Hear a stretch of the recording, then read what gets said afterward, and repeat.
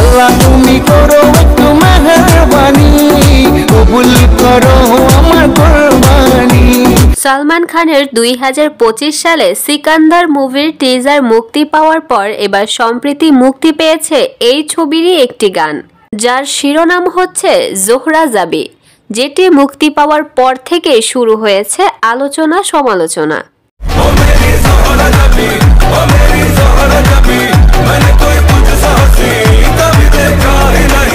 অন্যদিকে শাকিব খানের 2023 সালে মুক্তিপ্রাপ্ত চলচ্চিত্র ছিল প্রিয়তমা।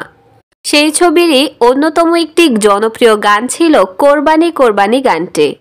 দূর হয়ে যাক সব পেরেশানি, কবুল করো আমার কুরবানি। এই গানের একটি বিশেষ লুকের সাথে মিলে যায় বর্তমানে সালমান খানের মুক্তিপ্রাপ্ত গানটির কিছু অংশ।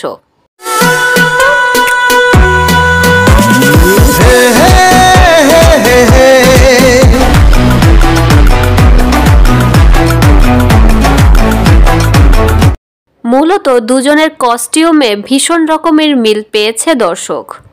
অনেকেই হয়তো সরাসরি বলছেন না যে শাকিব খানের থেকে কপি করেছে সালমান খান, কিন্তু অনেকে এটা বলছে যে আজকে যদি শাকিব খানের প্রিয়তমা সিকান্দারের পরে মুক্তি পেত তাহলেই সকলের সমালোচনা শুরু হয়ে যেত। শাকিব খানের কোনো গানে কিছু অংশের মিল পেলেই সবাই বলে শাকিব খান নকল করেছে, কিন্তু শাকিব খানের থেকে কেউ যদি কোনো কিছু ইন্সপায়ার হয়ে করে তখন সেটা কেউ চোখেই দেখে না।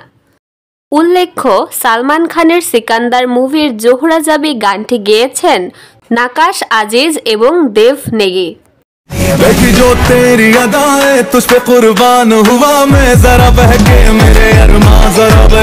গানটিতে সালমান খানের বিপরীতে দেখা গিয়েছে রশ্মিকা মান্দানাকে। সালমান খানের গানটিও শাকিব খানের গানটির মতোই ঈদ উপলক্ষে তৈরিকৃত একটি গান।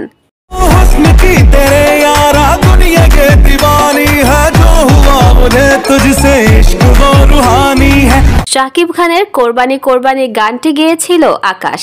গানটির কমেন্টে অনেকেই লিখে থাকেন এই প্রথম কেউ কোরবানি ঈদ নিয়ে গান বানাইলো, আর সেটা হচ্ছেন শাকিব খান।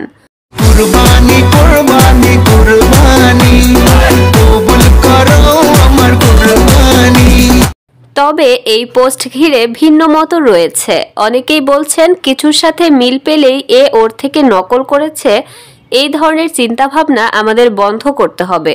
দর্শক, এ নিয়ে আপনি কি ভাবছেন অবশ্যই জানাবেন এবং এইরকম আরও অনেক ভিডিওর জন্য গসিপ বাংলার সাথেই থাকবেন। ধন্যবাদ।